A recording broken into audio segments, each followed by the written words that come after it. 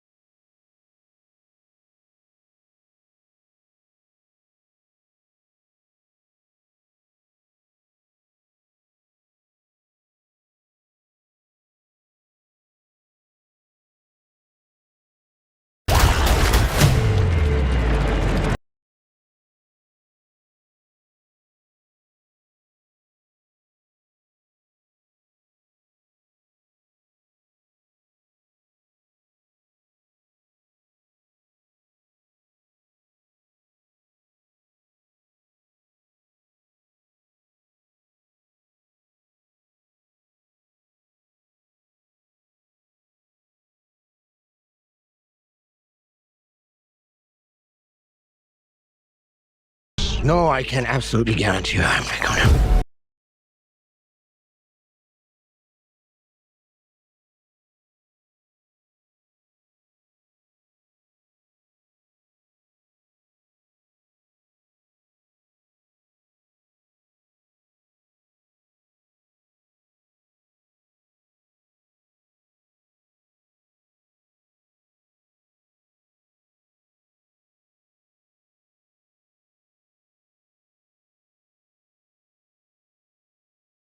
thing.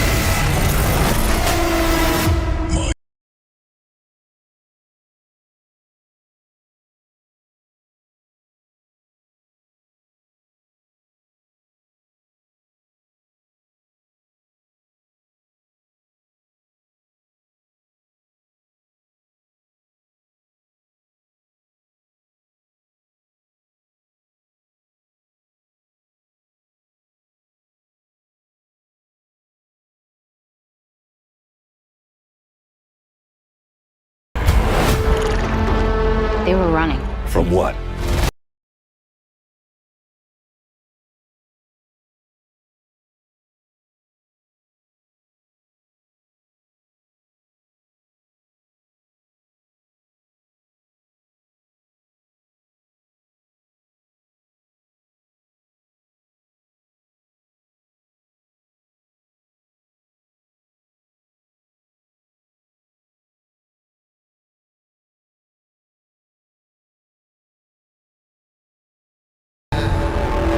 What's his name, then?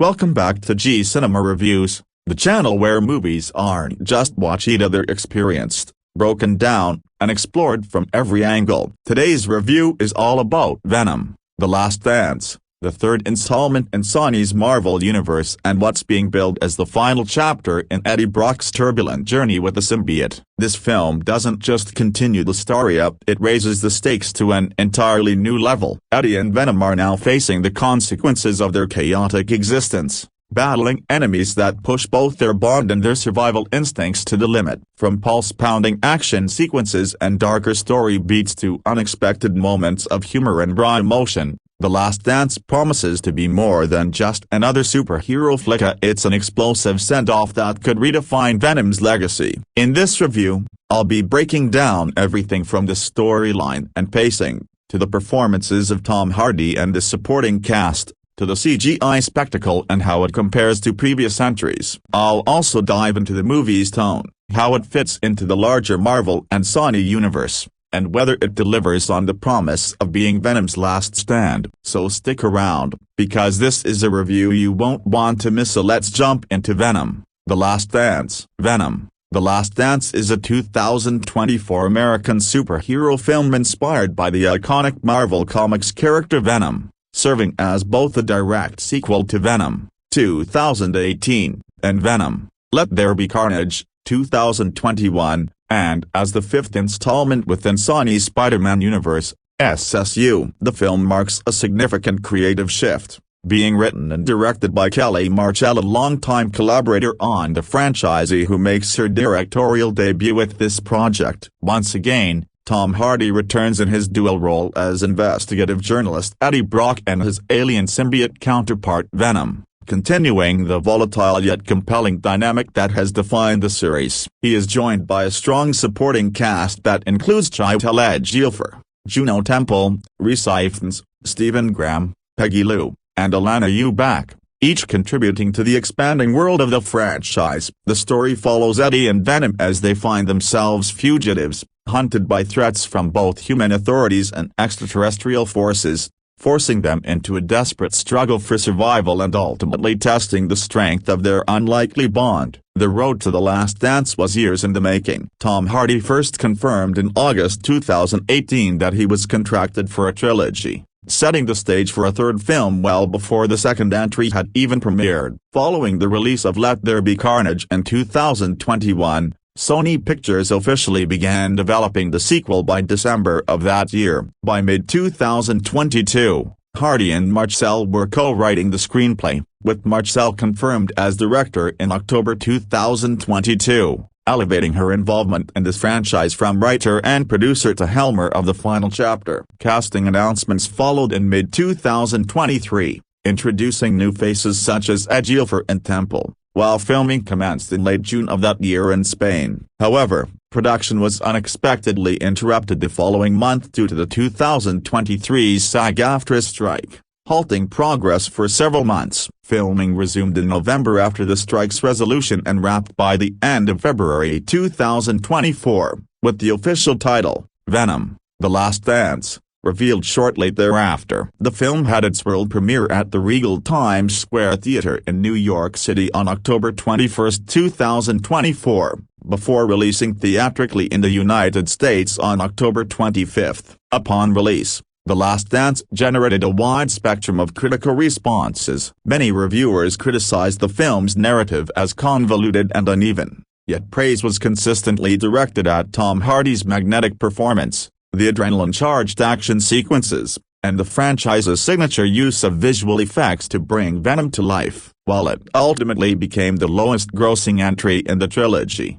the film nevertheless achieved notable box office success, amassing $478.9 million worldwide, and cementing itself as both the conclusion to Eddie Brock and Venom's cinematic journey and a milestone within Sony's Spider-Man universe. After being unexpectedly transported to Earth 616 during the events of Spider-Man: No Way Home by Doctor Strange's multiverse-breaking spell, investigative journalist Eddie Brock and his alien symbiote companion, Venom, find themselves disoriented and drunk at a small bar in Mexico. As they listen to the bartender recount the extraordinary events of this universe, Thanos snap, the battle for the Infinity Stones, and the Avengers' triumph of their time abruptly ends, and they are forcibly returned to their original dimension on Earth 688. Back inside the same bar as though nothing had happened. But Eddie and Venom's problems are far from over. Still fugitives following their chaotic battle with Carnage,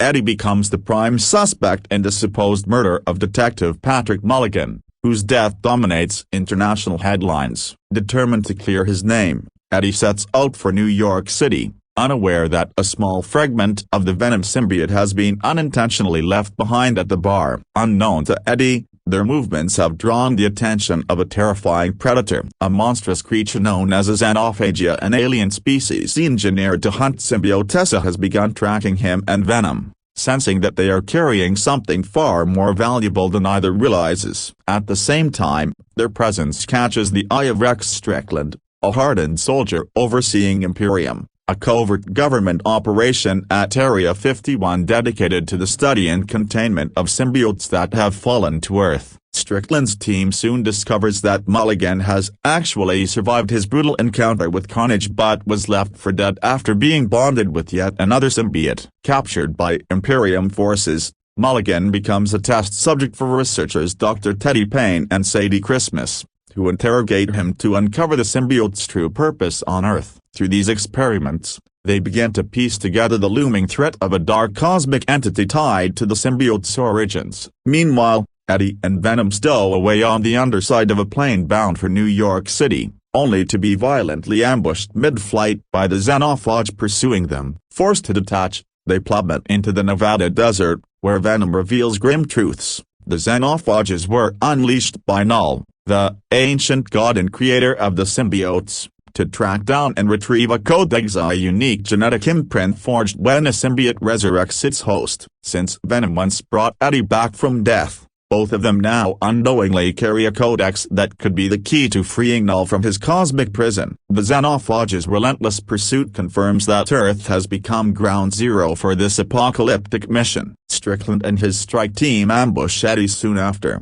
forcing him and Venom into another desperate escape. Exhausted and hunted from all sides, Eddie encounters Martin Moon, an eccentric traveler and alien enthusiast, along with his free-spirited family of hippies. Offering Eddie and Venom shelter and a ride, they head toward Las Vegas, unknowingly crossing paths with the escalating war brewing around Area 51. Upon arriving in Las Vegas, Eddie unexpectedly reunites with Mrs. Chen inside a bustling casino, where Venom briefly takes over and shares a surreal dance with her. However, the brief reprieve is shattered when the xenophage strikes again, leading to a chaotic confrontation. Strickland's forces intervene, finally succeeding in separating Eddie from Venom and transporting them to Area 51. There, Eddie is imprisoned alongside Mulligan, who reveals fragments of his ordeal under Imperium's control. Strickland, ruthless in his mission, shoots Eddie in cold blood,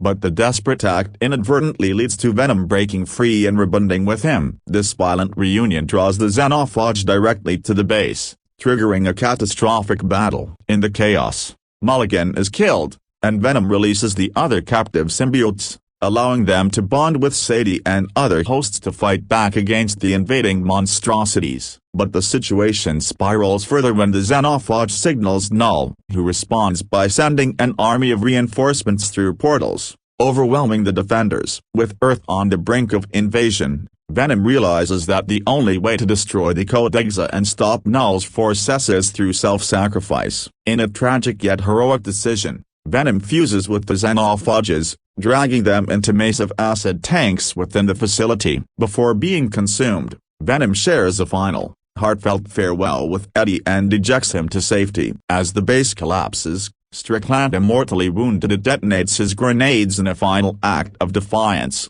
ensuring the destruction of both himself and the remaining xenophages. Amid the chaos, Dr. Teddy bonds with a symbiote to rescue Sadie from the explosions, while Eddie, severely injured and unconscious, is carried from the burning ruins. Eddie awakens in a military hospital to learn that his actions at Area 51 have earned him absolution, the government officially clears his name on the condition that the events remain classified. Carrying the weight of Venom's sacrifice, Eddie travels to New York City, where he stands solemnly at the foot of the Statue of Liberty, reflecting on the loss of his partner and the unlikely friendship that had defined his life. The story doesn't end there. In a mid-credits scene, Knull himself declares ominously that the universe is no longer safe now that Venom has fallen, foreshadowing a much greater threat to come. In a post-credits stinger, the bartender from Mexico arrested earlier by Strickland emerges from the smoldering wreckage of Area 51. As he stumbles into the desert night,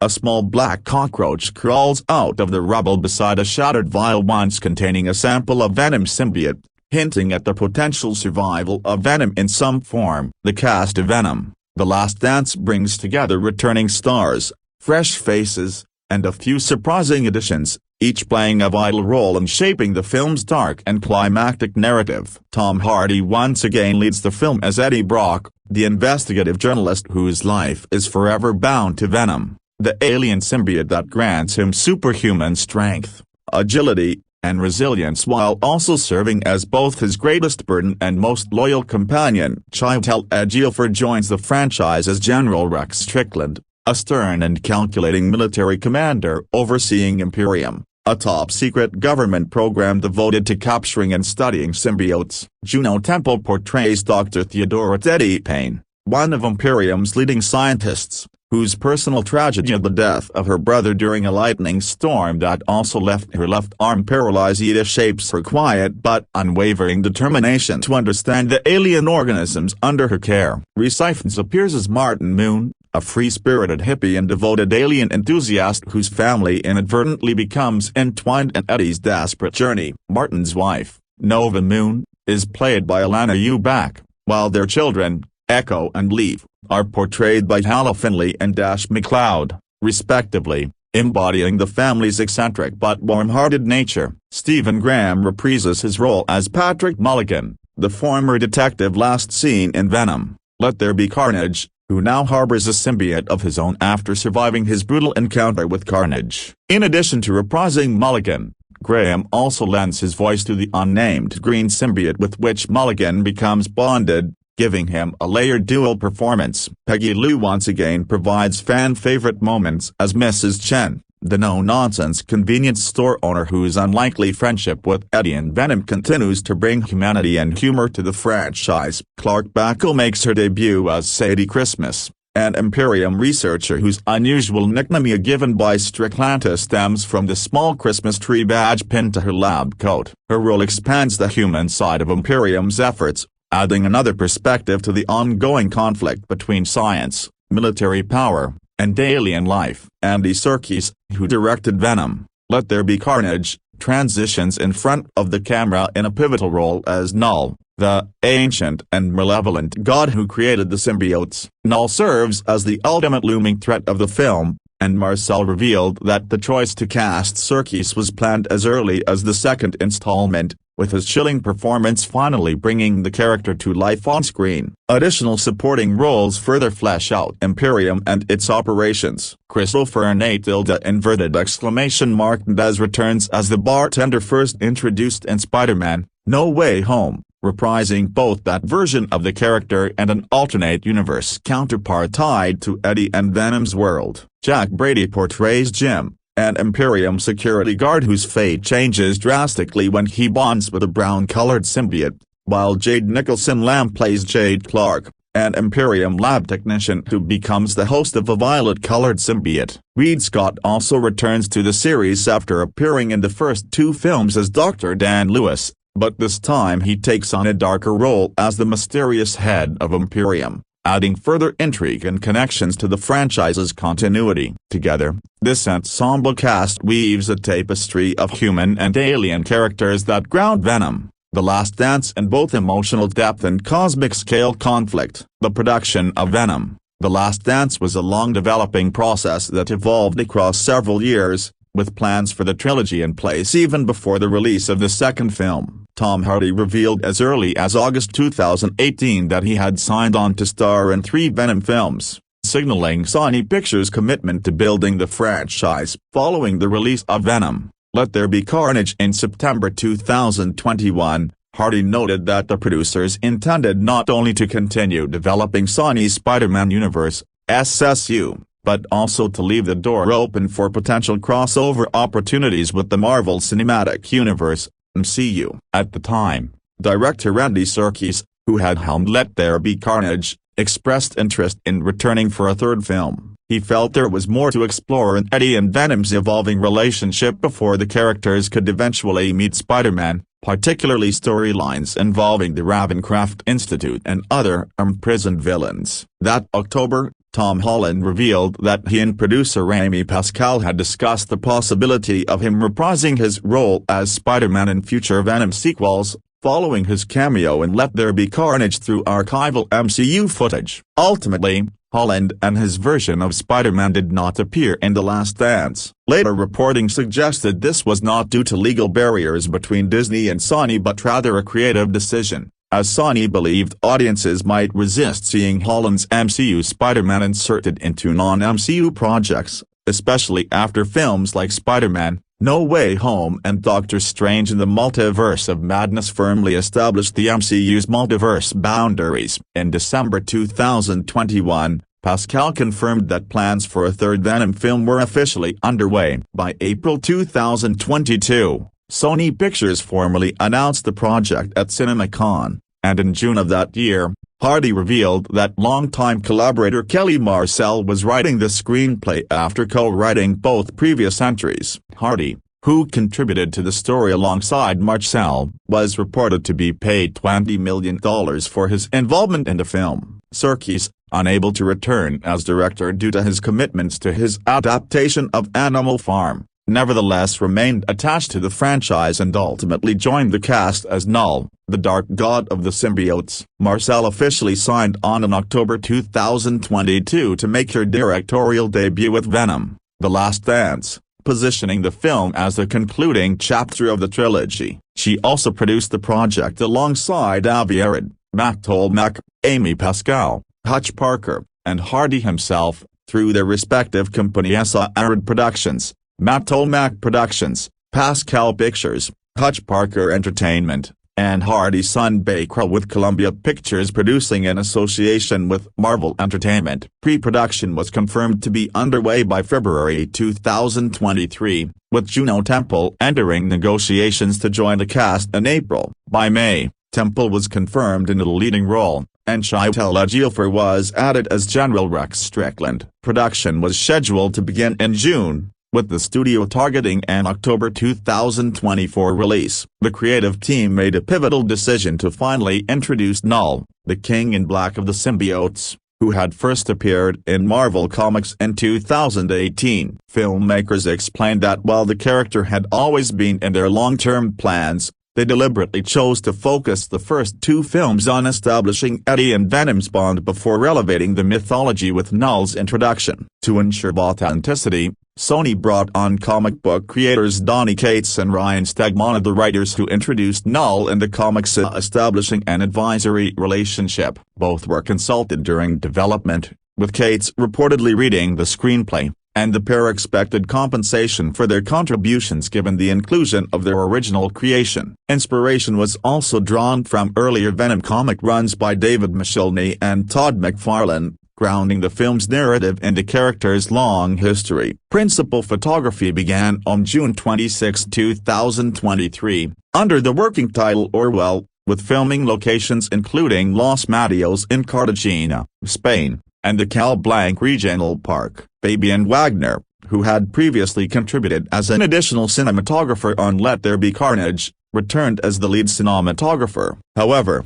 just weeks into shooting, the 2023 SAG-AFTRA strike forced production to shut down in mid-July. Despite the pause, Sony adjusted its release calendar, initially rescheduling the film for July 12, 2024. Once the strike ended in early November, the studio delayed the release again, this time to November 8, 2024, to occupy a previously reserved Marvel film slot, with production officially resuming on November 16. By February 2024, actress Clark Bacco had joined the cast in an undisclosed role, and Temple confirmed near the end of that month that filming was close to completion. In March 2024, Sony officially revealed the film's title, Venom: The Last Dance, and moved its release date forward to October 25, 2024. A teaser trailer released in June confirmed the return of Peggy Lou as Mrs. Chen and Stephen Graham as Patrick Mulligan,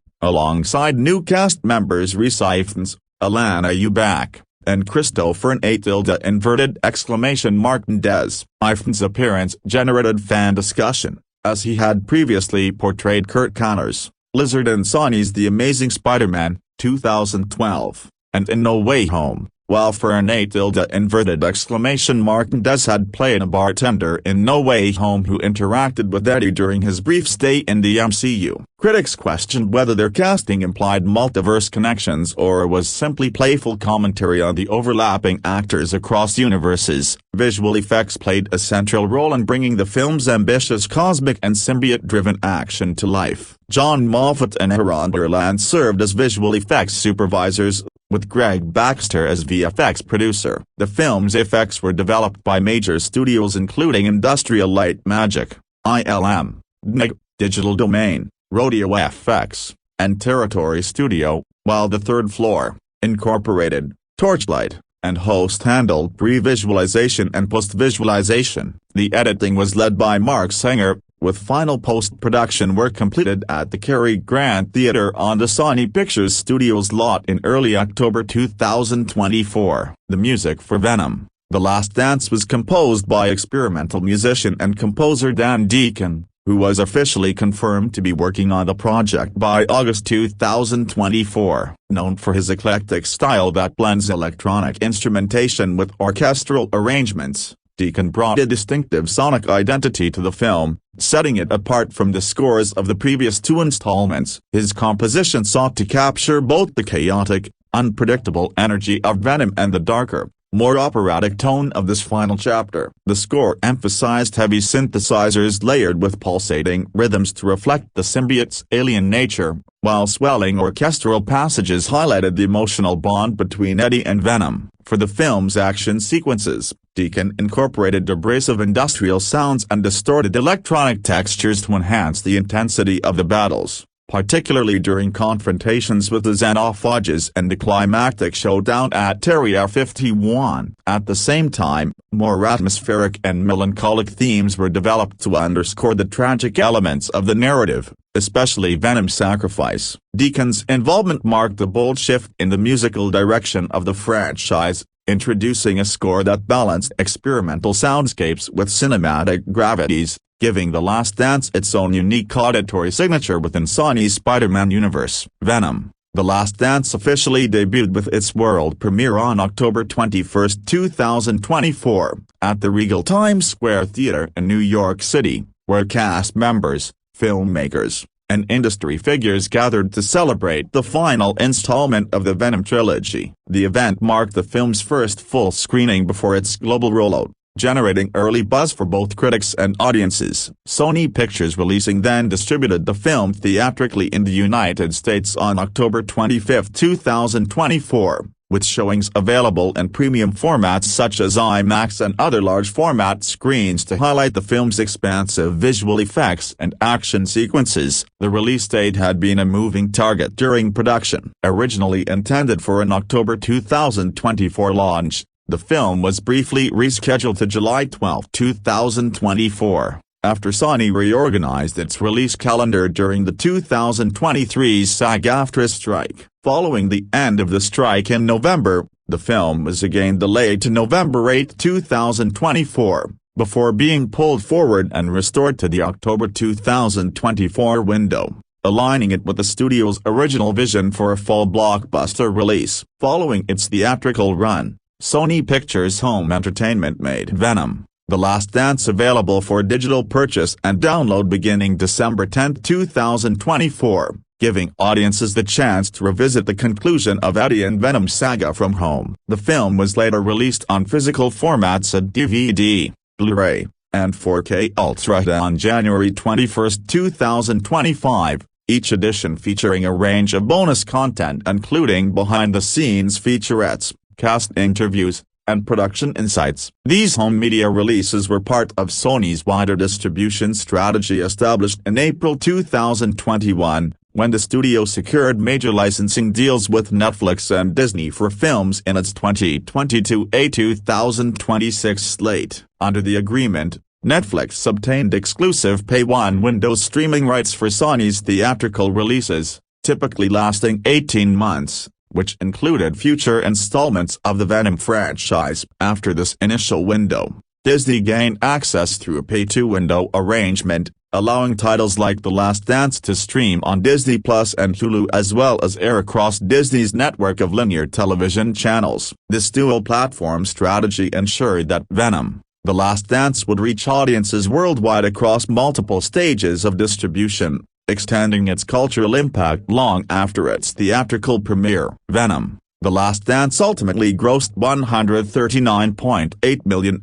in the United States and Canada and an additional $339.2 million across international markets, bringing its worldwide total to $478.9 million.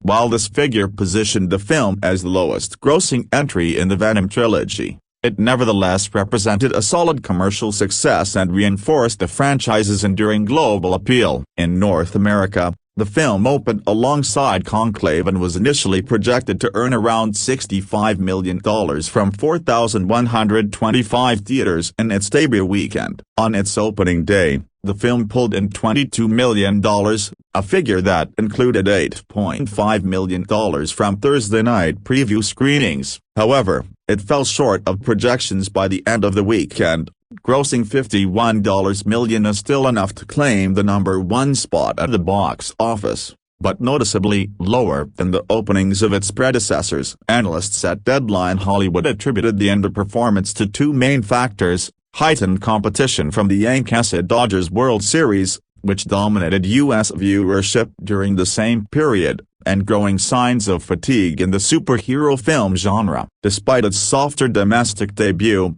the film's international rollout proved much stronger, with overseas audiences driving the bulk of its revenue and helping offset weaker performance in North America. In its second weekend, The Last Dance collected $26.1 million, representing a 49% drop but maintaining its #1 position at the domestic box office. The third weekend brought in $16.2 million, a 37% decline, but the film still managed to hold on to the top spot for a third consecutive week, demonstrating steady interest despite mixed critical reviews. By its fourth weekend, the film was finally unseated by the holiday action comedy Red One, taking in $7.3 million and slipping to second place. While its domestic run reflected a gradual downward trajectory, its consistent international strength ensured the film finished with a nearly $500 million global total, cementing Venom: The Last Dance as a financial success,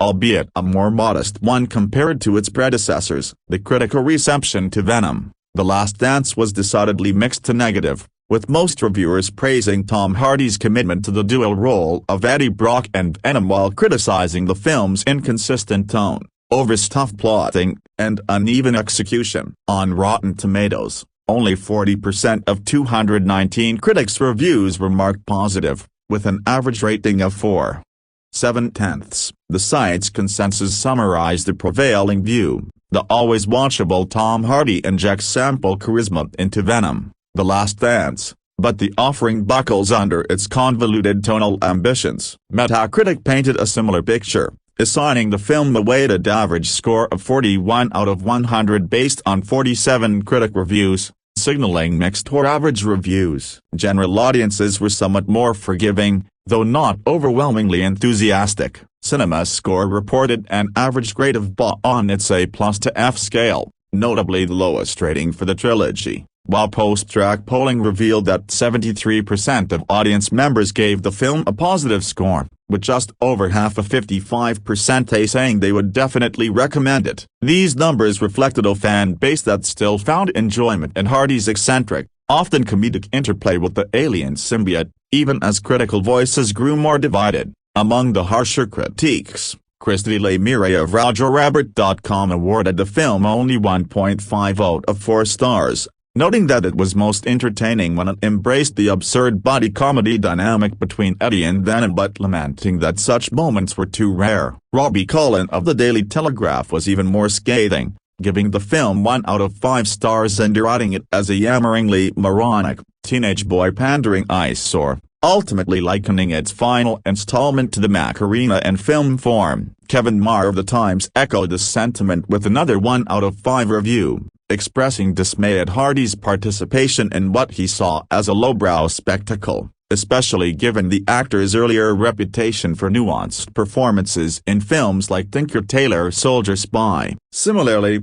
Amy Nicholson of The New York Times dismissed the film's stakes-driven narrative, suggesting she would rather watch Eddie and Venom bicker humorously about pizza toppings than sit through another save-the-world scenario. Elsie Rangifo of Entertainment Voice also criticized the film's unevenness but acknowledged its appeal as a comic book cousin to classic mismatched body franchises like Lethal Weapon. On the other hand, several critics offered more measured or even positive takes. Jake Cole of Slant Magazine awarded the film 3 out of 4 stars, praising its ability to steadily escalate its action set pieces without collapsing into the kind of incomprehensible, CGI-heavy chaos that plagues many superhero climaxes. Clarice Lowry of The Independent gave it 3 out of 5 stars, noting that while the Venom films may not stand tall within the broader canon of comic book cinema, The Last Dance nonetheless reminded audiences that there was fun to be had in a genre that often takes itself too seriously. Taken together,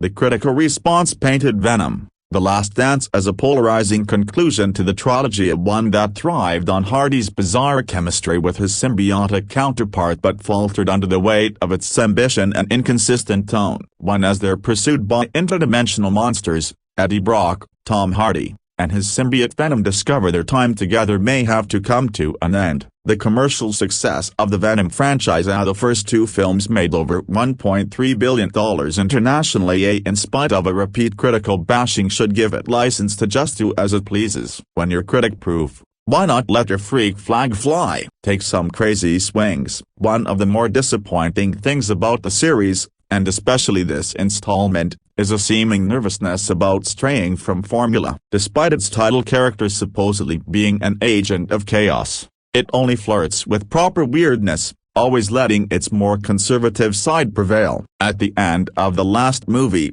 Eddie Brock, Tom Hardy, and his flesh-eating alien alter ego Venom, also Hardy, via fully committed growling vocals, were on the run, unfairly wanted for the ostensible murder of a policeman, Stephen Graham. All that becomes mere inconvenience when Venom learns he's being hunted by minions of his tyrannical creator, Knull, who needs Venom to free him from some kind of Gothtree prison. The only way to foil Knull is for either Brock or Venom to die. As a setup it makes little sense, but it's all to try to give some emotional heft to this apparently final film. Man and Goop must be separated or Earth will perish. There is something about the Venom Brock dynamic that just about carries these films, but it hasn't built the character foundations it needs to land this story. Watching Hardy bicker with himself can be fun, but it's all pretty one-note, and the comedy of it is never pushed very hard. The series has always had the potential to be something genuinely unique in the superhero movie genre,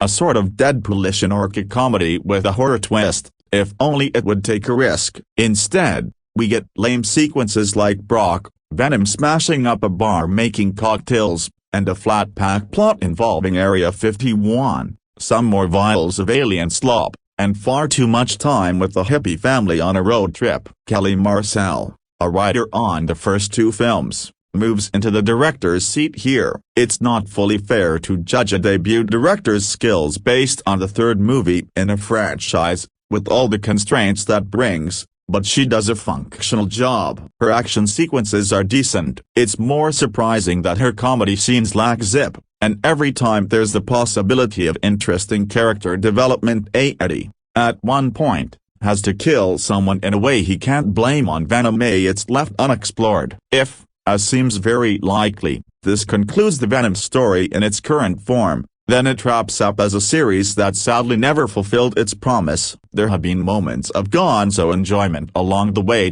but like its title character, it is in essence just a dark, globby mess. It's third time unlucky for a series that still hasn't worked out what it wants to be. The Last Dance can't find its rhythm. 2. Venom. The Last Dance follows suit with the previous two films, embracing the ridiculous and silly, while also throwing in quite a bit of heart this time around. 2. The Venom films have always known exactly what they are: silly comic book movies that embrace the ridiculous side of things. They are funny and packed with action, and include a tiny bit of heart as well. Venom. The Last Dance dials all these up to 11, making it the best of the trilogy. This is the last of the Venom movies, at least with Tom Hardy playing the role of Eddie Brock. The Last Dance is the perfect send-off to him, spending a lot of time on his relationship with Venom and how the two have grown over the year that they spent being connected. I think that is why this movie has a little bit more heart than viewers are used to when it comes to these movies. This one knows it is the final one, and it does everything it can to be the best of the bunch. Eddie Brock and Venom have formed a bond throughout the previous films. They have been through a lot and it has truly become a friendship, one that I am jealous of at times.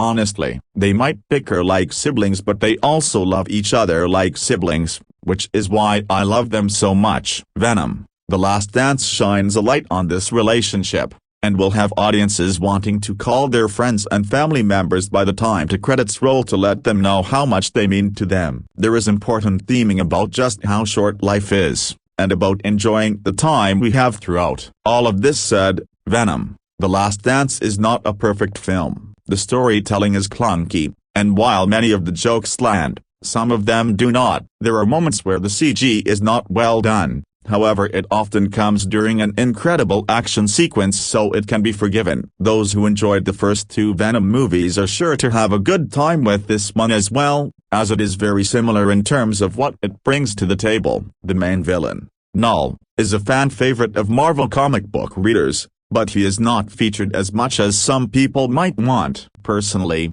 I think that his small role in this movie is the perfect way to set up for the future, much like was done with Thanos early in the MCU, and I cannot wait to see how it all plays out once he proves why he is such a threat. Fans will be thrilled to hear that there are many symbiotes in the movie, and yes, we get to see them in action, creating some of the most epic action sequences this trilogy has ever seen. Juno Temple is a wonderful addition to the cast, playing a scientist who has a backstory that will tug at your heartstrings in one of the best moments during the big battle. Tom Hardy has done an incredible job as Eddie Brock, and I will absolutely miss him in the role. Knowing that the end is actually the end for the majority of these characters makes it quite emotional. If you are expecting a film that does not take itself too seriously, while delivering on a truly fun time at the movies, Venom. The Last Dance is for you. About Venom. The Last Dance and Venom. The Last Dance. Tom Hardy returns as Venom, one of Marvel's greatest and most complex characters, for the final film in the trilogy. Eddie and Venom are on the run, hunted by both of their worlds, and with the net closing in, the duo are forced into a devastating decision that will bring the curtains down on Venom and Eddie's last dance. 3. The last time audiences saw superpowered alien symbiote Venom, Tom Hardy, and his human host Eddie Brock, also Hardy, on the big screen, it wasn't in a Venom movie, it was in a mid-credits sequence in 2021 Spider-Man: No Way Home. The scene saw the pair briefly hop universes into the Disney-controlled Marvel Cinematic Universe, but then quickly get sucked back into the Sony-controlled Marvel Universe, the one that has Spider-Man characters, but no Spider-Man, and is not to be confused with the animated Spider-Verse. The scene is shown again at the beginning of Venom: The Last Dance, but it has no bearing on the story. Fans of the character should know not to expect MCU quality from this movie. This is the Morbius,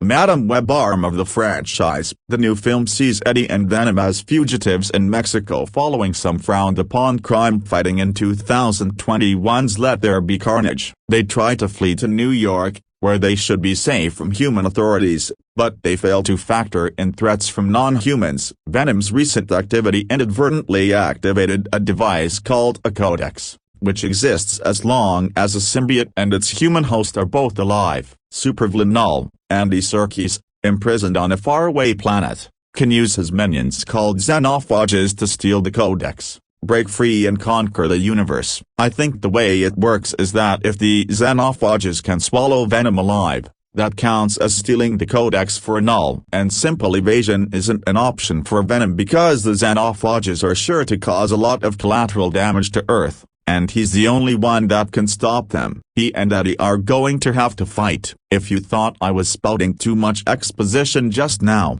wait until you see the subplot about the secret Area 51 facility where symbiotes are studied by scientists like Dr. Teddy Payne. Juno Temple. The character comes complete with a backstory about feeling guilt over the death of her brother, who wanted to be a scientist. I get the impression that she only devotes herself to science out of guilt and not passion. If the character is supposed to be passionate about her work, it's not coming through in Temple's performance. She has several conversations with the facility's enforcer Strickland, Chiwetel Ejiofor, one of those grunts that wants to kill any being he doesn't understand, where all they do is explain the facility's purpose to one another. Almost all of their dialogue could be preceded with the dreaded words "as you know a broken bar," because there's no way those characters wouldn't know all of this information already, but the audience has to be filled in. Literally thrown off their flight, Eddie and Venom hitch a ride with their hippie moon family, led by Martin, Recyphens, on their way to Area 51 to try to see aliens. I guess the family's scenes are supposed to be comic relief, but they aren't funny. What is funny is a brief stop in Las Vegas where Eddie and Venom share a dance with franchise mainstay Mrs. Chen, Peggy Lou. Could the scene be cut without doing a disservice to the story? Yes. Should the scene stay in because it's a welcome distraction from the story? Also yes. That scene aside, Venom, The Last Dance is a slog. The script is a mess. The new characters unlikable, the action murky and hard to follow, and the mindless xenophages are terrible antagonists, with Knull not exactly helping by sitting on the sidelines the whole time. I'd say that Hardy comes off relatively unscathed because he has pretty good chemistry with a broken bar himself. I can't decide if that makes the repartee easier or harder, but then I found out he has a story credit on this slop, so I can't let him off the hook. I hope this really is the last dance for these Spider-Man adjacent movies outside the MCU and Spider-Verse. For graduating from her role as a writer and producer on 2018's Venom and 2021's Venom, Let There Be Carnage to first-time feature director here, Kelly Marcel jettisons any Spider-Man adjacency and tries her hand at something no one on the preceding films has managed to do. Working from a story she developed with Hardy, Marcel gives Venom A as the goopy alien organism that took up residence in the body of Hardy's former investigative TV reporter Eddie Brock is known as an origin story of sorts. In a hastily sketched prologue, we meet a straggly-haired ghoul known to comic book aficionados as Knull, an unrecognizable Andy Serkis, director of the trilogy's last entry, who identifies himself with lugubrious grandiosity as God of the Void, seething about his symbiote children having betrayed and imprisoned him in some dark cavern in a distant universe. Knull dispatches a bunch of fearsome creatures called xenophages, giant spidery reptilian things that love to snack on symbiotes. But Knull doesn't just want those ingrate offspring slaughtered. He needs a key in their possession to escape his prison. Find me the Codex, he bellows at the critters. Of course, the Codex is not to be found on any random symbiote. No prizes for guessing who has it. The story picks up with Eddie and Venom drunk in a bar in Mexico, having gone on the run after eliminating Woody Harrelson's Cletus Kasady and his symbiote, Carnage. In the last movie, their epic clash apparently alerted Knull to the presence of symbiotes on Earth. An irrelevant multiverse detour lands Eddie and Venom back in the bar sometime later, primarily so the symbiote can manipulate his host into channeling Tom Cruise and Cocktail A with those slithery extra limbs doing maximum damage to the tune of Tequila. Naturally, Venom jumping in on the sole lyric of that 1950s jazz instrumental is a good indication of what's to come. As Hardy and Marcel milk the odd couple dynamic and jokey banter for maximum laughs, the symbiote at this point is so playful and quippy he's practically Audrey 2 from Little Shop of Horrors, minus the urge to eat his one true friend. But Venom sobers up in every sense of the word as the story progresses, pointing toward what seems an inevitable separation of host and guest and yielding moments of tender sentimentality. First, However, Eddie learns he's wanted for questioning concerning the apparent death of Detective Patrick Mulligan, Stephen Graham, in San Francisco. Eddie and Venom try hot-footing it to New York City, but a skirmish with a xenophage while they're hitching a ride on a passenger plane lands them in the Nevada desert instead. They turn out to be near Area 51, a recently decommissioned site about to be destroyed, where the government has been conducting controversial tests on aliens in a secret containment facility 100 feet below the surface, where something called the Imperium program is being carried out. A couple of thin secondary characters are introduced, played by overqualified actors not given enough to do. One is Army Special Forces brass Rex Strickland, Chiwetel Ejiofor, and the other is symbiote whisperer scientist Dr. Payne, Juno Temple. Dr. Payne believes the aliens have come to Earth fleeing something and looking for a safe haven, but Strickland is convinced their goal is migration and planetary occupation. UFO-obsessed hippie tourist Martin, Resiphons, and his family give Eddie a lift in their camper van along the extraterrestrial highway, where they're hoping to see some alien action. They get more than they bargained for once as xenophage sniffs out Venom, and Knull sends a whole lot more of them to clean up and to bring back that damn Codex, say not to be confused with the identically termed but narratively unrelated Codex that Michael Shannon's General Zod was screaming for in Man of Steel. This is the point at which the action explodes into chaos on Marcel's inexperience and the director's chair starts to show. The rampaging xenophages are a formidable weapon of mass destruction, but the film sacrifices some excitement by giving Venom only nameless, faceless adversaries, unless you count the gnarly god of the void stewing away in space. Eddie and Venom get almost sidelined in all this. Much of the resistance is left to symbiotes released from the lab, which instantly find compatible hosts in the Imperium staffers and occasionally manage to escape the ravenous jaws of the xenophages. The most memorable of them, the only memorable one, is Dr. Payne's lab colleague Sadie, Clark Bacco, who unleashes some serious badassery once she's transformed, this being the concluding chapter of a trilogy. It all leads to an emotional catharsis that will no doubt satisfy fans of the earlier movies, with a sweet touch of cheesy humor to offset the melancholy. But the only thing that really matters on the way there is the affectionately tacky rapport between Eddie and Venom, who have gotten progressively more comfortable in each other's skins over the year they've been together. Though I can't say I didn't miss the grounding presence of Michelle Williams and the lost love of Eddie's life, now completely out of the picture. Much of the shtick involves Eddie playing straight man to the symbiote cute-up, whether introducing Venom to gambling in a funny scene at a Vegas slot machine, Lady Luck is a fickle slut, or enduring a family sing-along to Space Oddity, accompanied by Martin strumming a guitar in the van. There's less of Venom taking over Atwell than Eddie giving his alien pal the nod whenever superhuman strength is required. Say for instance, in an enjoyable early scene with the band of Mexicans running illegal dog fights. "Hola, bitches," says Venom, as the tentacles unfurl to take them out. It makes for an amusing detour when they meet San Francisco convenience store owner Mrs. Chen, Peggy Lou, in Vegas, where she has become such a high roller at a hotel casino that she commands the penthouse suite. That allows for a Duffy interlude in which Mrs. Chen and Venom cut a rug to ABBA's Dancing Queen. It's cute, but doesn't exactly up the stakes in terms of impending doom. The Venom movies have all been somewhat constricted by their PG-13 guidelines, meaning the dangers are invariably a tad muted and the casualties barely register. The chief exception to that in The Last Dance is a pulse racing sequence in which Strickland's SWAT team, armed with lots of cool gadgetry, pursues Eddie down whitewater rapids toward a waterfall in a bid to capture Venom. That scene also gives the effects team license to do what they do best. Sure, the xenophages are impressive creepy crawlies, but the main attraction is the transformation of the symbiotes from writhing cellular blobs into gleaming colossi with killer grins and tongues that put Gene Simmons to shame. Venom's shape-shifting abilities alone provide plenty of entertainment. He's a parachute, he's a horse, he's a fish.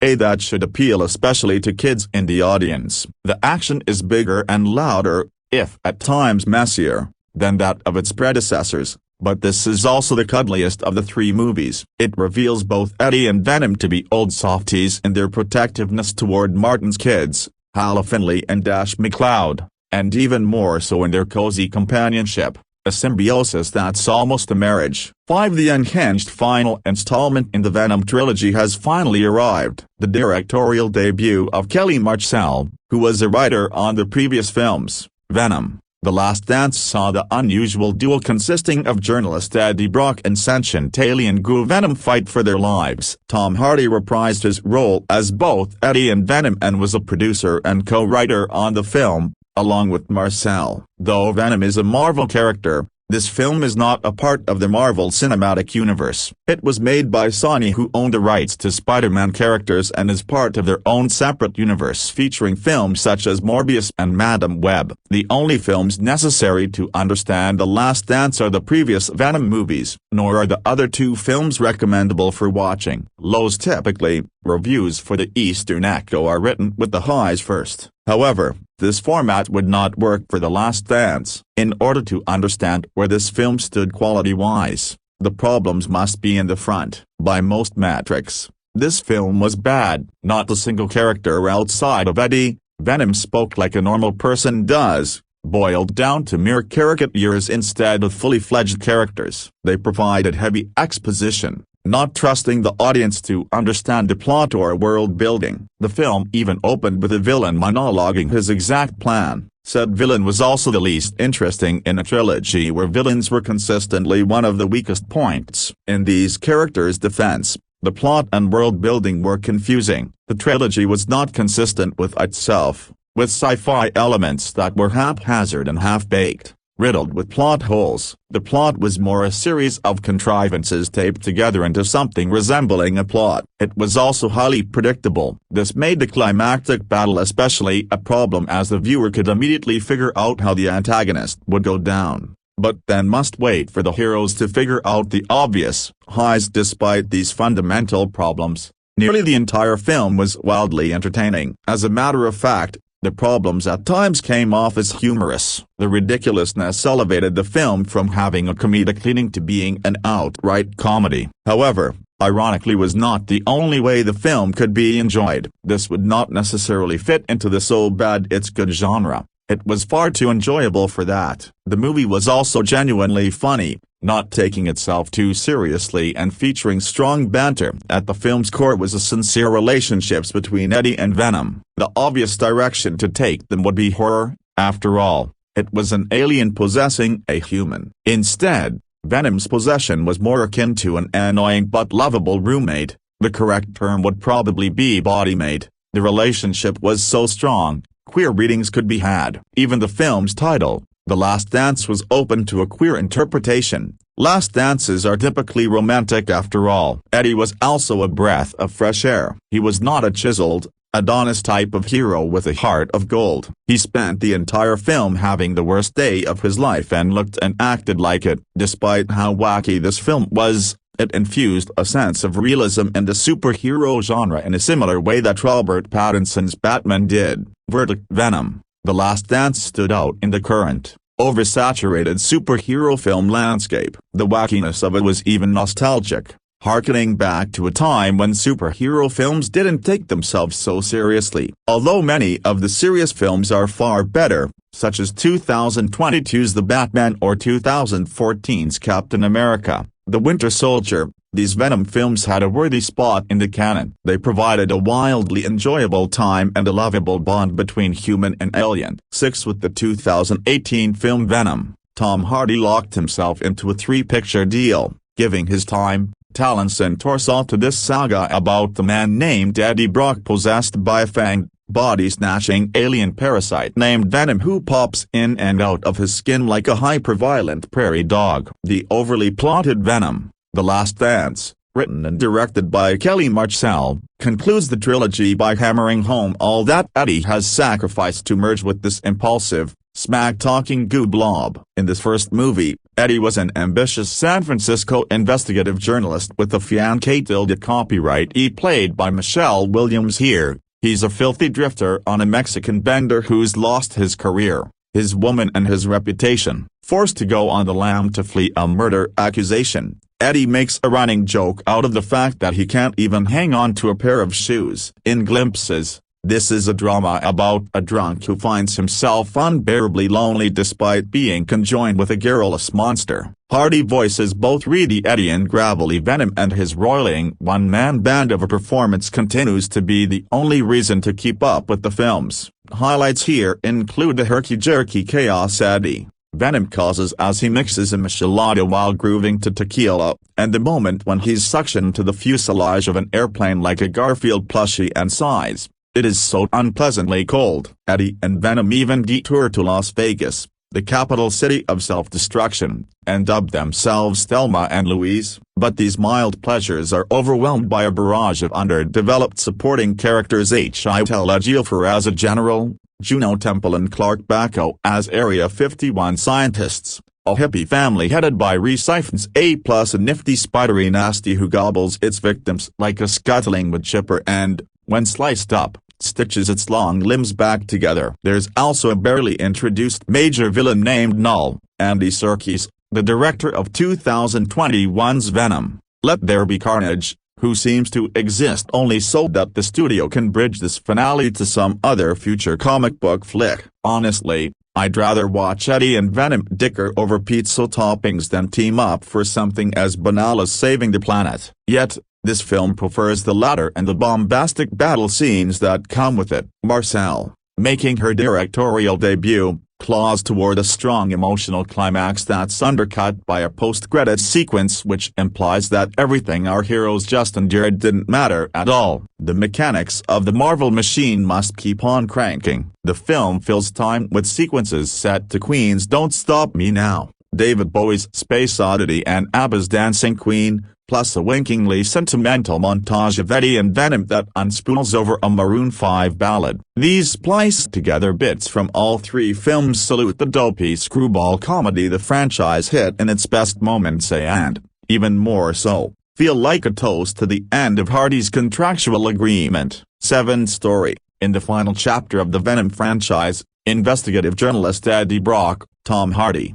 and his symbiote buddy, Venom, are on the run, evading the military, scientists, and the mighty alien overlord, Knull. Andy Serkis. As the duo must make a drastic decision, will Eddie save himself and the parasitic symbiote? Review. Eddie and Venom are caught in a multi-web in the follow-up to 2021's Venom Let There Be Carnage. The god of symbiotes, Knull, seeks a mysterious artifact called Codex, which Venom holds, to destroy the universe. Eddie, framed for the murder of Detective Patrick Mulligan, Stephen Graham, is on the run from the police. General Strickland, Chief is after them to destroy Venom before Knull can lay his hands on Codex. Scientists are pursuing the two for their own agenda. Meanwhile, Eddie grapples with his personal struggles as he endeavors to prevent Codex from falling into the wrong hands. Amid all this, the duo hitchhikes in a hippie family's van while making a trip to New York to clear Eddie's name in the murder charge. Written by Kelly Marcel, who also directs it, and Tom Hardy, the film's plot is chaotic and has too many elements. The narrative spikes the thrill and pace, only to drop it abruptly. The film then drags for most of the 109 minutes of its runtime, with campy humor and sequences that barely add to the overall story. The narrative is stuffed with a road trip with the hippie, Reese, stopover at Las Vegas where they meet and dance with their previous neighbor, Mrs. Chen, Peggy Lou, or Dr. Payne, Juno Temple, collecting and studying symbiotes at Area 51 before it's destroyed by the government. The superhero outing has its emotional and funny moments, like the opening scene at a Mexican bar when Eddie whines about the multiverse, or Eddie and Venom proving to a young boy aliens are nothing to be scared of. The action and VFX is on point, as the viewer marvels at the greatly detailed and monstrous xenophages, and their ultimate face-off with Venom. While the climactic showdown is the film's most thrilling action sequence, elevating its tempo and excitement, the overall narrative feels somewhat lacking. Tom Hardy delivers a strong performance as Eddie and Venom, adding depth to their dynamic. However, Andy Serkis's portrayal of Knull feels underutilized, with his intentions remaining somewhat unclear. Additionally, Chiwetel Ejiofor and Juno Temple's characters have limited arcs. The film leans heavily into fanservice, and the bromance between Eddie and Venom is enjoyable. However, in terms of overall engagement and thrill, it's likely a one-time watch. 8. From reproductive rights to climate change to big tech, The Independent is on the ground when the story is developing. Whether it's investigating the financials of Elon Musk's pro-Trump PAC or producing our latest documentary, The Word, which shines a light on the American women fighting for reproductive rights, we know how important it is to parse out the facts from the messaging. At such a critical moment in U.S. history, we need reporters on the ground. Your donation allows us to keep sending journalists to speak to both sides of the story. The Independent is trusted by Americans across the entire political spectrum, and unlike many other quality news outlets, we choose not to lock Americans out of our reporting and analysis with paywalls. We believe quality journalism should be available to everyone, paid for by those who can afford it. Your support makes all the difference. Read more. It's a testament to Tom Hardy and writer-director Kelly Marcel that the process of having to bid it due to the veiny, intrusive thought-made hulking flesh that is Venom may bring the whisper of a tear to the eye. Venom: The Last Dance is, supposedly, the third and final outing for the classic Spider-Man adversary who, for contractual reasons, has not been allowed to fight any Spider-Man. The Venom trilogy has partly been Sony's Eminem soundtrack, oddly vintage attempt to offer a clapback to MCU wholesomeness. Yet, thanks largely to Let There Be Carnage, the trilogy's 2021 middle chapter, it's also transformed into a feverishly inspired rom-com between Hardy's moto-jacketed journalist Eddie Brock and Venom, the alien symbiote who latched onto him. The Last Dance, though, sees the franchise unfortunately relapse somewhat into the Morbius and Madam Web brand of dense, dull exposition that Sony's non-Spider-Man movies seem drawn towards like a moth to a flame. Knull, voiced by Andy Serkis, the God of the Void and Venom's creator, whose appearance is of the interchangeable, skeletal wraith variety, is on the hunt for a codex that will free him from his prison and allow him to get back on schedule for destroying the universe. We're subsequently introduced to more symbiotes, all helpfully color-coded, and Knull's squad of symbiote hunters, the xenophages, a generic alien foe save for a quite cool feature that sees them spray a blood mist out the back of their heads every time they chow down on someone. Two accomplished actors, Ted Lasso's Juno Temple and Oscar nominee Chiwetel Ejiofor, play a scientist and a soldier, respectively, jobs that largely involve peering through observation windows and attempting to fathom the unfathomable. Teething problems. Venom, played by Tom Hardy, in a Venom: The Last Dance,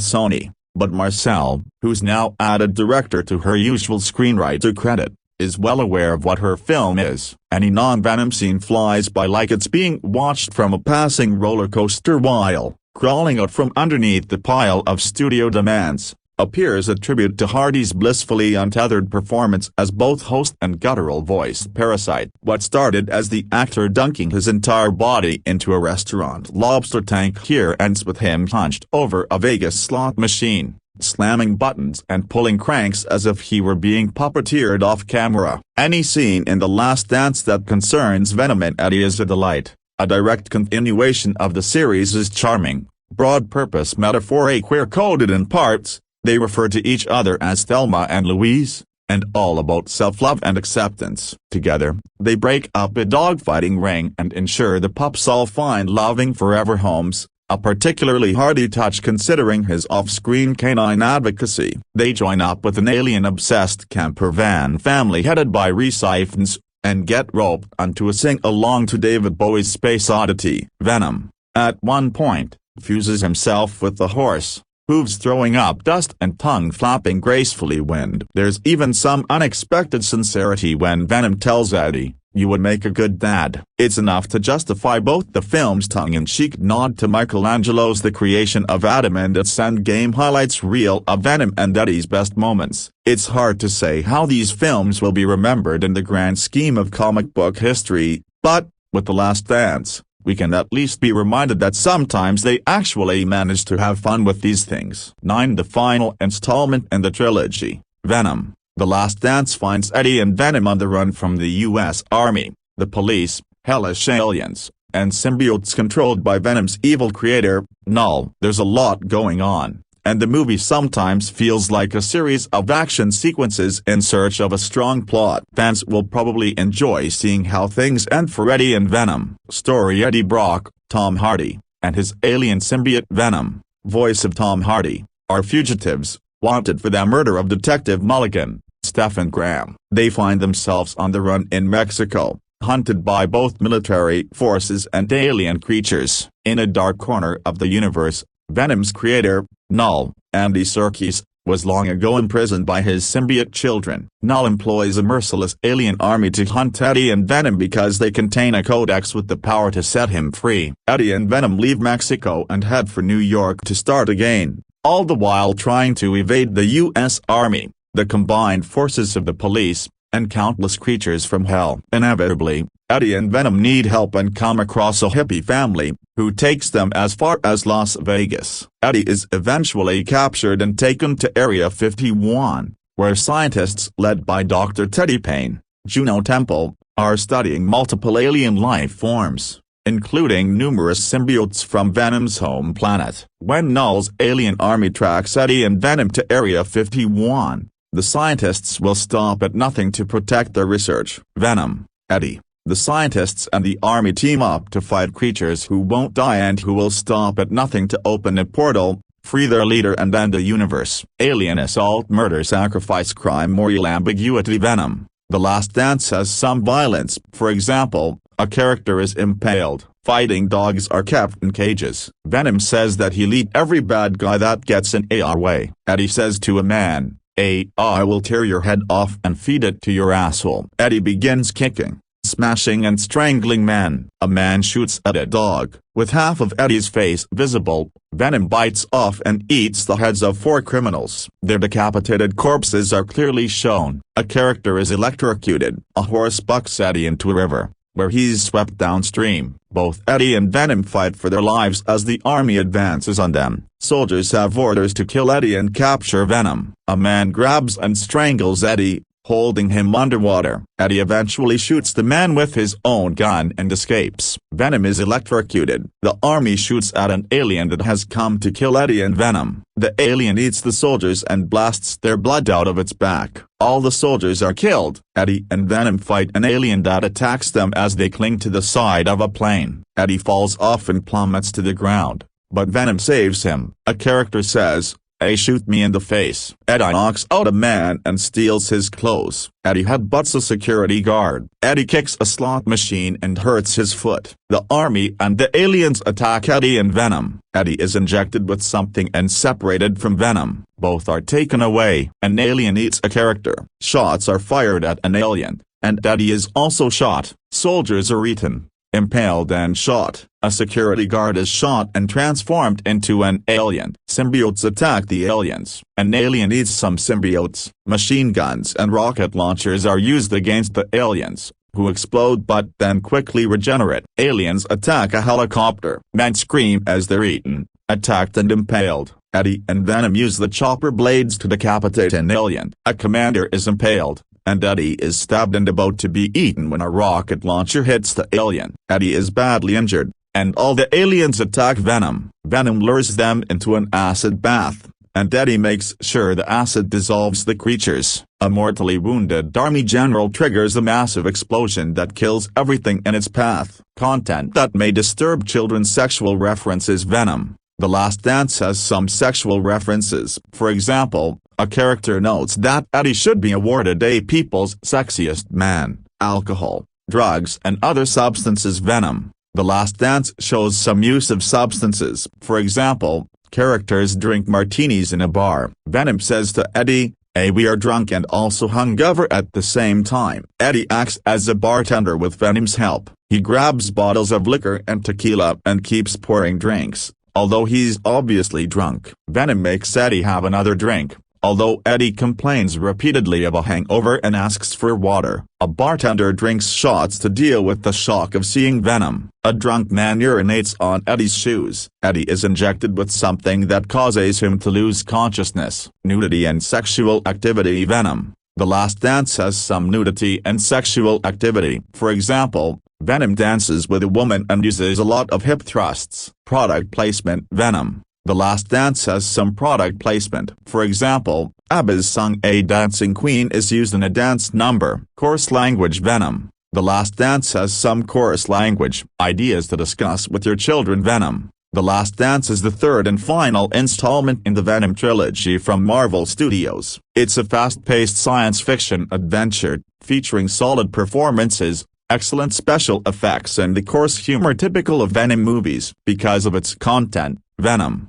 The Last Dance isn't suitable for children and is best suited to viewers aged over 16 years. These are the main messages from Venom: The Last Dance. Some friendships and chance encounters can completely change our lives. When the people we love move on, they still remain a part of us, even if only in our hearts or memories. Values in Venom: The Last Dance that you could reinforce with your children include teamwork, self-sacrifice, compassion, determination and trust. Venom: The Last Dance could also give you the chance to talk with your children about the real-life consequences of things like hurting others because we think they're bad, doing what we want, regardless of the effects on others, having flexible morals instead of a strong code of values. 10. Venom: The Last Dance had a round of early critics' reviews released from its Los Angeles premiere before full reactions to the threequel went live online. Tom Hardy's superpowered Sony franchise will officially come to an end with Venom: The Last Dance,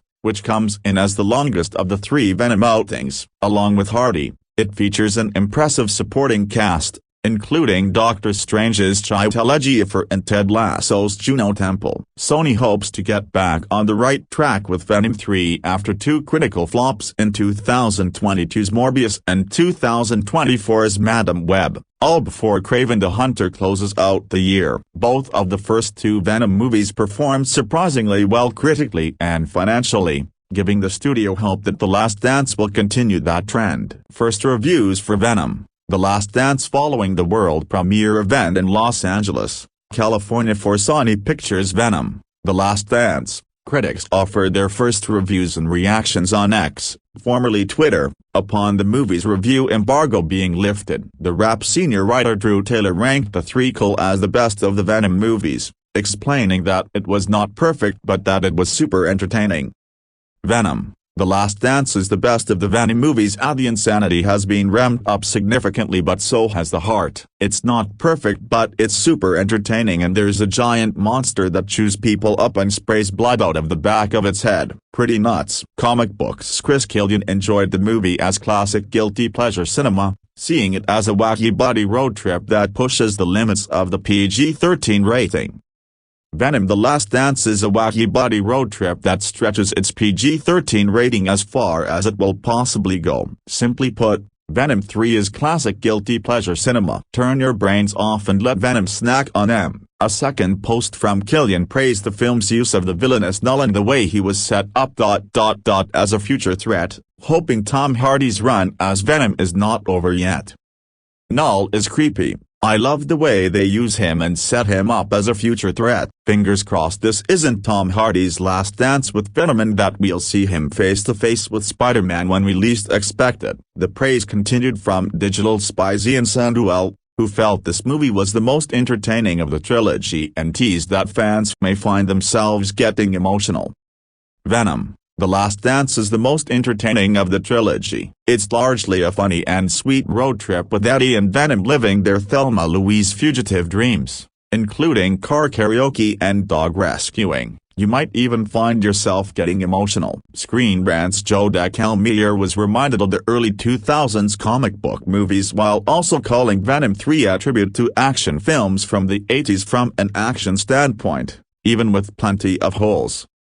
Venom: The Last Dance takes you on a wild and exhilarating journey from start to finish. It's a fun popcorn movie that reminds me of the early 2000s comic book movies. The action is great as a tribute to action films from the 80s. There's a ton of funny moments. Are there plot holes and some issues with the story? Yes. It's fun? Also, yes. It's the most cinematic, monumental Venom movie to date, proclaimed comic book movies Josh Wilding. The highlights for him were Eddie Brock and Venom's dynamics in the final act, which he called bonkers. I've seen Venom: The Last Dance, and it's the most cinematic, monumental Venom movie to date. Eddie Brock and Venom's dynamic is at its strongest in this one, and the stakes are so much higher. I had a lot of fun with this one. The final act is bonkers. Wilding even compared it quite favorably to 2021's Venom: Let There Be Carnage, calling it way meatier from a plot standpoint.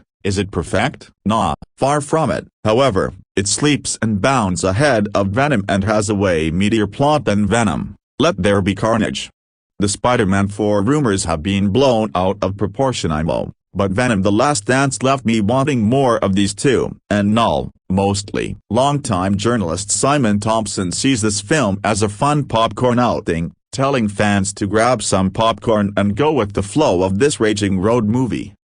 Venom: The Last Dance sees Tom Hardy go all in for a fun finale befitting the franchise, with stacks of set pieces ranging from kooky to crazy. This doesn't hold back with the phenomenal action. Take it for what it is. Grab some popcorn and go with the flow of this raging road movie. What to take from Venom: The Last Dance reviews? While both Venom movies failed to reach 60% tomato scores on Rotten Tomatoes, they both earned audience scores over 80%. They also combined to gross over $1.3 billion at the box office, a particularly impressive since Venom 2 debuted during the heart of the COVID-19 pandemic. Venom 3 will introduce fans to a powerful new villain in Knull, who will be easily the biggest threat to Eddie and Venom's universe to date. Trailers teased Knull's rise to power as he is revealed to be the source of all symbiotes, expectedly putting Venom in more danger than ever. Following his brief dalliance in the MCU thanks to Spider-Man: No Way Home,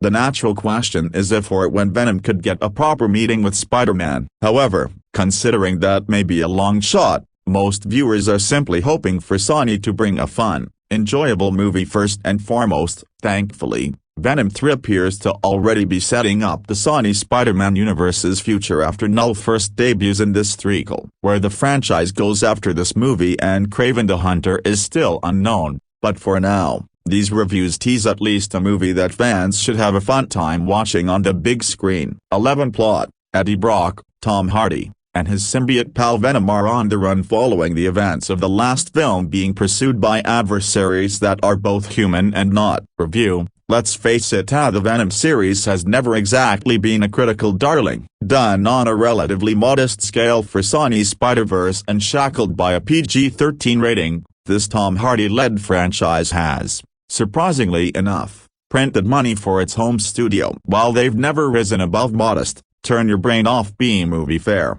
they've been much better than other live-action Spider-Verse offerings like Madam Web and Morbius. With this build as the last dance for the character at Sony, does this short-lived franchise end on a high? Here's the thing, if you dug the other Venom movies, you'll probably get a kick out of this one. It's unapologetically a low-stakes superhero movie, reminiscent of the kind of fare Fox used to churn out in the 2000s. With a barely 90-minute running time, the 110-minute listed running time includes a full 20 or so minutes of credits. It zips along at an agreeable enough pace. Tom Hardy seems to be having a good time voicing the increasingly agreeable symbiote. At the same time, his human host, who started the franchise as a hard-driving journalist, has become more of a likable meathead in the vein of Marlon Brando's Terry Malloy in On the Waterfront. This is the second film this year where Hardy is channeling Brando, after The Bike Riders, but this vibe still works well enough. For the first half of The Last Dance,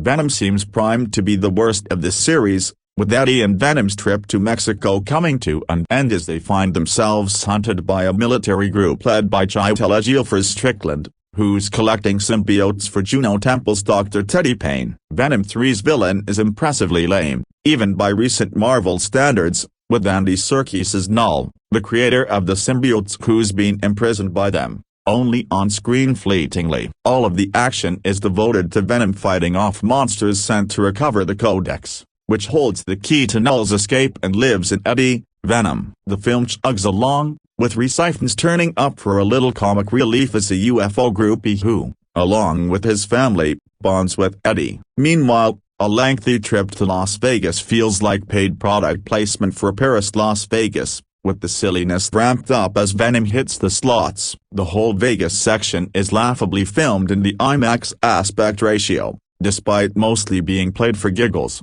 so clearly, someone wanted the town to look as appealing to tourists as possible. But, just when you're ready to write the third film off entirely, the movie finally kicks into high gear for the rather satisfying last half hour. Here, Venom: The Last Dance finally delivers the Venom film we've wanted from the start, with lots of symbiotes turning minor characters, like Clark Backo's scientist, Christmas, into people you want to see play a bigger role if the franchise goes on. Yet, the movie also unforgivably wastes a ton of talented actors. Chiwetel Ejiofor has a nothing role as the stern military man hunting down Eddie, while Juno Temple is utterly wasted in a generic scientist role. At least for her, a potentially bigger presence down the road, if the franchise continues, could be in the cards, but if this is a one-off, they gave her nothing to do, which is nuts if you've seen how good she was in action mode during Fargo's latest season. In the end, like all the other Venom movies,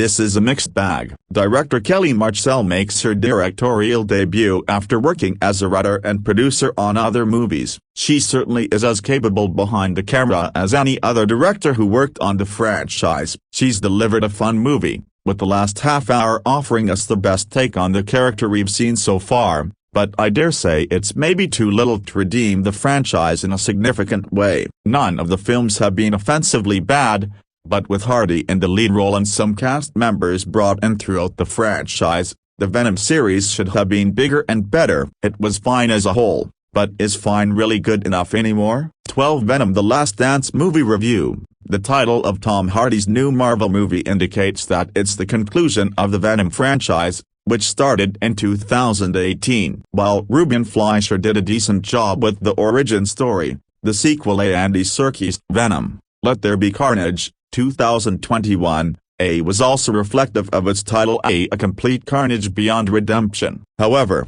the threequel manages to get back to its roots and turn in a moderately fun, but befitting finale. Also read: Will Tom Hardy's Venom fight Tom Holland's Spider-Man? Actor opens up at Comic-Con. Apt director: Venom: The Last Dance is helmed by Kelly Marcel, who has been associated with the franchise since its inception as the head screenwriter. The threequel of the testosterone-fueled Venom franchise marks her directorial debut, yet it benefits significantly from her female gaze, as she's also written 50 Shades of Grey and Cruella. Kelly peppers the film, particularly the banter between Eddie and the Venom symbiote, with moments that are sweet, funny, unconventional, and even moving. For instance, Venom looking at the Grand Canyon and suggesting Eddie to take retirement and refuge there, or Venom screaming "horsey horsey horse" with joy after spotting the animal in the middle of nowhere, or Venom putting on his dance shoes and shaking a leg with Mrs. Chen to ABBA's Dancing Queen, or Venom hoping to touch down in New York so that he can catch a glimpse of the Statue of Liberty, the lady who welcomes all visitors to America. Hell,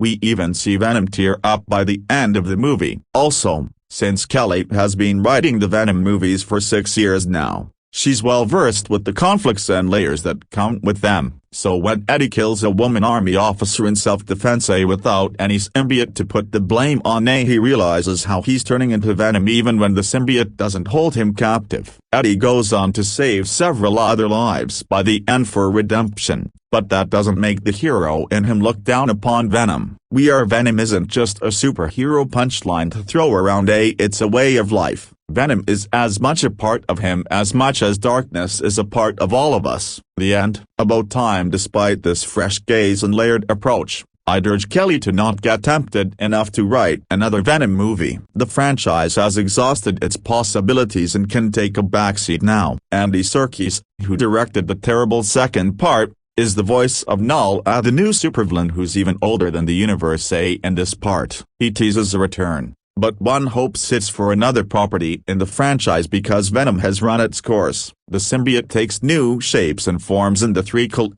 taking over a horse, a fish, and even a frog. We also see many more symbiotes, including a Christmas-coded one, and several new characters, but none of them is compelling enough to merit either carrying forward the franchise or warranting its own spin-off. The only characters who come close to falling on that radar are a nomad family of 4, traveling across the country in a rickety van to spot aliens at Area 51. And boy, do they spot some. In the age of multiverse storytelling, it feels rebelliously satisfying if a franchise or character completes his arc. One can hope that Tom Hardy as Venom can hang up his symbiote now, and he doesn't end up resurrecting himself for the sake of a Deadpool Wolverine kind cash cow. While Tom is not bad, his Venom isn't even as iconic as Hugh Jackman's Wolverine or Robert Downey Jr.'s Iron Man in the first place. After this fitting last dance, can Eddie and Venom please rest in peace? 13 Venom. The Last Dance debuted with its world premiere in Los Angeles, where early critics' reviews went live ahead of the film's wider release. Marking the final chapter in Tom Hardy's Sony-led anti-hero trilogy, the movie stands out as the longest entry in the franchise and brings in notable new cast members such as Chiwetel Ejiofor, Doctor Strange, and Juno Temple. Ted Lasso. Sony is looking to regain momentum with this installment after recent setbacks like Morbius, 2022, and Madam Web, 2024, hoping to replicate the unexpected critical and financial success of the first two Venom films. Initial reactions from critics have been largely positive, many calling The Last Dance the best of the trilogy. Drew Taylor of The Wrap praised it as super entertaining despite imperfections, highlighting its mix of heart and mild spectacle. Comic Books' Chris Killian described it as classic guilty pleasure cinema, comparing it to a wacky buddy road trip that pushes the PG-13 boundary, while also applauding the setup of the villain Knull as a future threat. Ian Sanduel from Digital Spy called it the most entertaining of the trilogy, likening Eddie and Venom's journey to a Thelma Louise-style fugitive road trip filled with humor and even moments of surprising emotion. Other critics emphasized its nostalgic charm and bold action. Screen Rant's Joe DeCalmier compared it to early 2000s comic book films and 80s action cinema, admitting story flaws but praising its sheer fun. Josh Wilding from Comic Book Movie called it the most cinematic Venom film yet, with a bonkers final act and stronger character dynamics than its predecessors. Longtime journalist Simon Thompson summed it up as a popcorn-fueled road movie with phenomenal action that fans should simply enjoy for what it is. Like the previous entries, Venom: The Last Dance may not win over all critics, but it appears set to deliver the chaotic entertainment and emotional core that audiences have embraced. With Knull introduced as a formidable new villain and teases of the broader Sony Spider-Man universe, the film both closes Hardy's trilogy and lays groundwork for potential future crossovers. While fans still speculate about Venom meeting Spider-Man, early reviews suggest the priority here is a wild, heartfelt send-off that will keep audiences hooked until the credits roll.